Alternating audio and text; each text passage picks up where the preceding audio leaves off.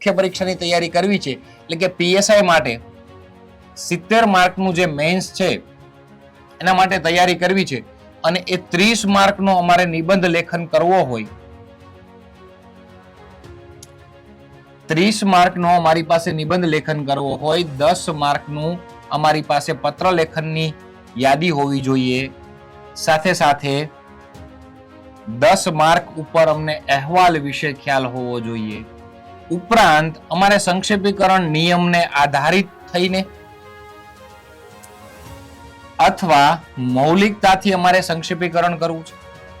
અમારે ગદ્યાર્થ ગ્રહણ નથી કરવાનું. આ રિપીટ બીજી વાર રિપીટ કરું છું કે અમારે ગદ્યાર્થ ગ્રહણ નથી કરવાનું. પીએસઆઈ ની મુખ્ય પરીક્ષામાં અમારે ગદ્ય સમીક્ષા જોવાની છે. સમીક્ષાનો મતલબ થાય દરેક બાબતને બારીકાઈથી જોવી, દરેક બાબતને ઊંડાણપૂર્વક જોવી.